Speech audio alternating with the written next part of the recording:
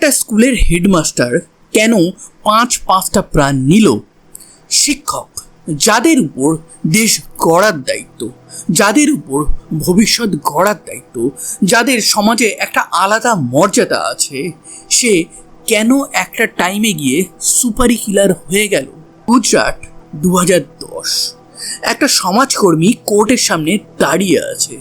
তাকে দিনে দুপুরে হত্যা করা হলো এবং সে মারা যাওয়ার আগে তার খুনির প্রমাণ তার হাতের মুঠোতে রেখে গেল। আজকের ঘটনা এমন একটা ঘটনা যেটা আপনাকে ভিতর থেকে নাড়িয়ে দেবে। সালটা ছিল 2010। অমিত জেঠুয়া বলে একজন সমাজকর্মী, সে কোর্টের সামনে দাঁড়িয়ে আছে। সে কোর্টে কেন এসেছে? সে কিছু কেস করেছিল নানান নেতা, মন্ত্রী এবং পুলিশ কর্মীদের বিরুদ্ধে। তারা সবাই করাপশনে জড়িত ছিল। লাস্ট 6 মাসে তার উপর 13 বার অ্যাটাক হয়ে গেছে এবং লাস্ট বার যখন তার উপর অ্যাটাক হয়েছিল সে 2 মাস মতন হসপিটালে ছিল। সে কন্টিনিউয়াসলি কোর্টকে, পুলিশকে বলছিল যে তাকে যেন প্রোটেকশন দেওয়া হয়, তার জীবনের থ্রেট আছে। তো সেই রকম অনেক কিছু নিয়ে সে লড়াই চালাচ্ছিল। ওইখানে যে গির ফরেস্ট আছে, সেইখানকার যে ল্যান্ড আছে, সেই ল্যান্ডগুলো নানান ব্যবসায়ীরা এনক্রোচ করছিল, যাতে ওই জঙ্গলের যে ইকোসিস্টেম আছে সেটা নষ্ট হচ্ছিল। কয়লা মাফিয়া, বালি মাফিয়া, একাধিক মানুষদের এগেনস্টে এই অমিত জেঠুয়া কোশ্চেন তুলছিল। তাতে অনেক নেতা, মন্ত্রী, অনেক পুলিশ অফিসারের অসুবিধা হচ্ছিল।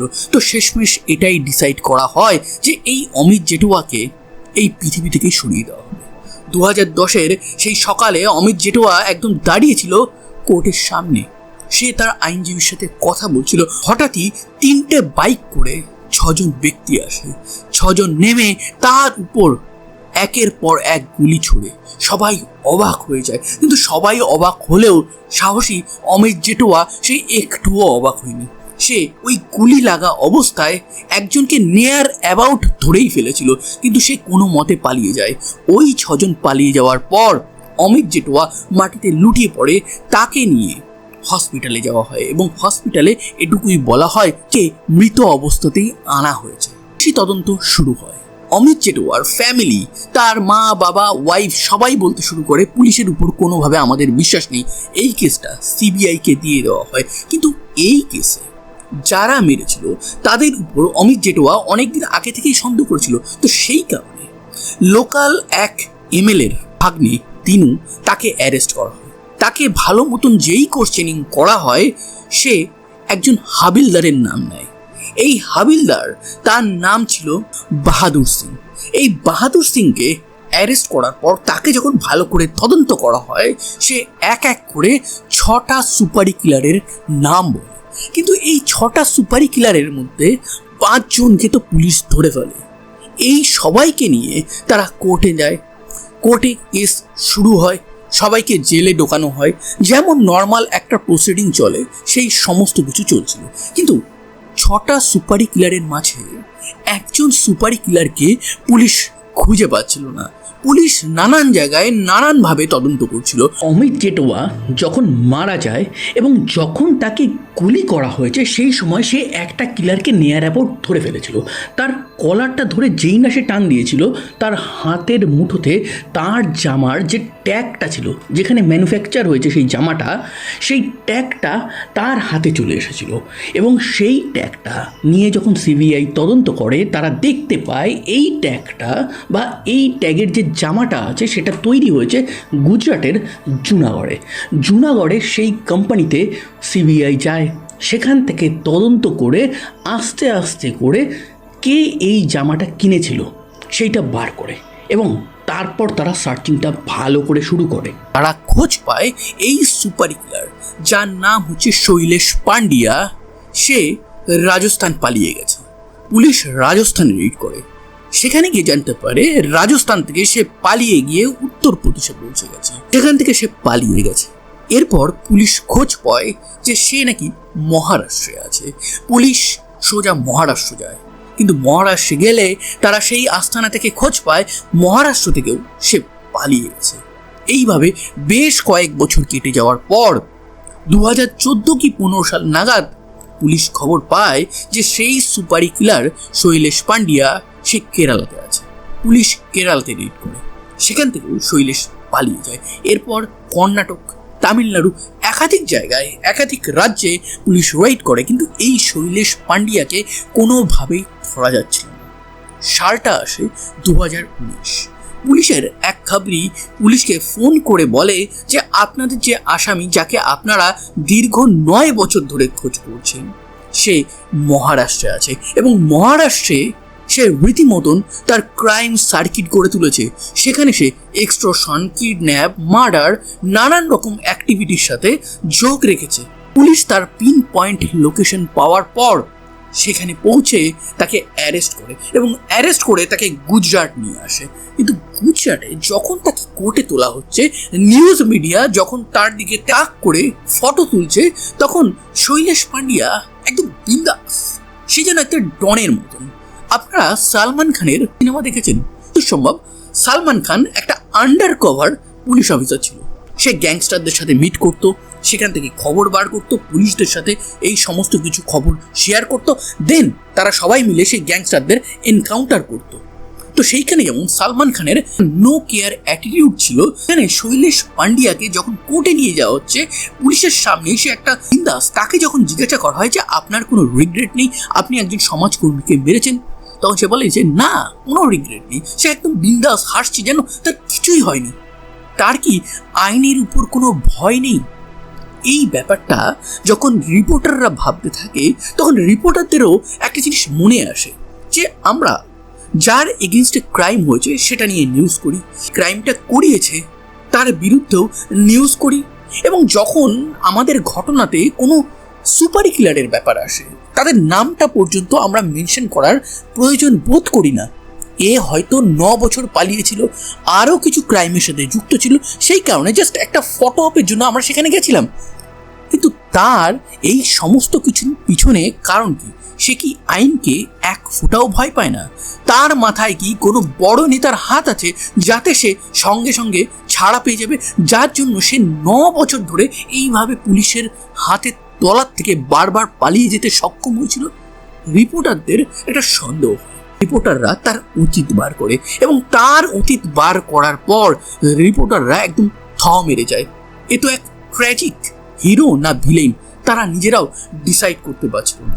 শৈলেশ পান্ডিয়া সে বিয়ে করে এবং বিয়ে করার পর তার সন্তান হয়। সে গুজরাটের একটা ট্রাইবেল বেল্টে প্রাইমারি স্কুলের হেডমাস্টার ছিল। তার লাইফ বেশ ভালোই চলছিল। স্কুলে একজন শিক্ষিকা জয়েন করে এবং তার সাথে এই শৈলেশ পান্ডিয়ার একটা বেশ ভালো পরিচয় গড়ে ওঠে, এবং এই পরিচয়টা আস্তে আস্তে কখন একটা প্রেমের সম্পর্কে, যাকে আমরা সহজ কথায় পরকীয়া বলি, এটা গড়িয়ে ওঠে। এবং এই জিনিসটা গড়ে ওঠার পর যতই তুমি লুকানোর চেষ্টা করো না কেন, তোমার পরিবার, পরিজন, গ্রাম সবাই একদিন না একদিন জানতে পারবে। এবং শৈলেশের ক্ষেত্রেও এই জিনিসটাই হলো।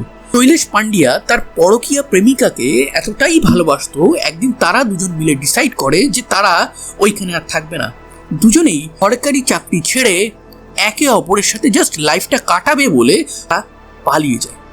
6 মাস ধরে তাদেরকে খোঁজাখুঁজি করে পরিবার, তারা সোজা পুলিশের কাছে চলে যায় এবং ফিমেল টিচারের পরিবার এই শৈলেশের এগেনস্টে একটা কমপ্লেইন রেজিস্টার করে এবং সেখানে বলা হয় যে এই শৈলেশ নাকি তাদের বাড়ির মেয়েকে কিডন্যাপ করে নিয়ে গেছে, সে নাকি বাড়ি থেকে অনেক টাকা পয়সাও চুরি করেছে। তো তার এগেনস্টে অনেকগুলো ফেক কেস লাগিয়ে দেওয়া হয়।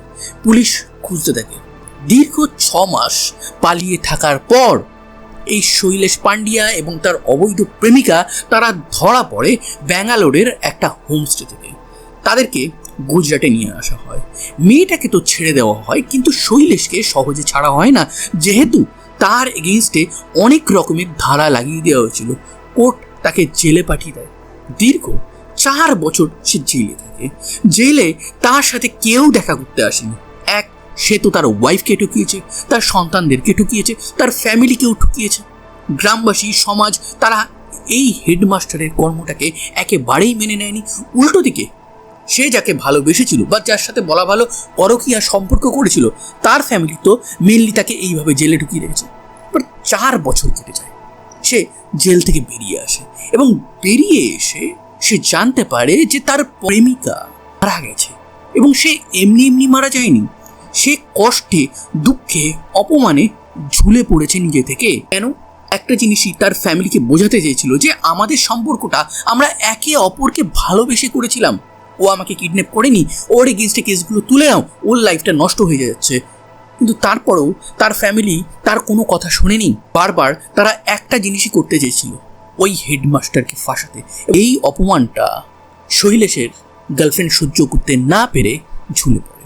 এবং এরপরে শৈলেশ ভাবে যে জীবনে আমার তো আর কিছু নেই, আমি টিচারের চাকরি করতাম, সেটা আমার চলে গেল, বউ বাচ্চা নিজের দোষে চলে গেল, এবং যার জন্য সমস্ত কিছুই আমি করলাম সেও আমাকে ছেড়েই চলে গেল। এবার কি করব? এবার প্রতিশোধ নেওয়ার টাইম এসেছে। সে সোজা চলে যায় তার ফ্যামিলির এক মেম্বারের কাছে। এই ফ্যামিলি মেম্বার এমন এক ফ্যামিলি মেম্বার ছিল যে প্রথম তাদের সম্পর্কের ব্যাপারটা জানতে পেরেছিল এবং পুরো গ্রাম, পুরো আত্মীয়ের মধ্যে এই ব্যাপারটা ছড়িয়ে দিয়েছিল। সে গিয়ে তাকে একটা গুলি করে সে মারা যায় এবং তারপরেই সে সেখান থেকে বেরিয়ে তার প্রেমিকার বাড়িতে যায় এবং বাড়িতে গিয়ে পরপর 6টা গুলি চালায়, 3জনকে ওখানে হত্যা করে চলে আসে। এবার পুলিশ এই 4টে হত্যার জন্য শৈলেশ পান্ডিয়াকে ডাইরেক্টলি দায়ী করে।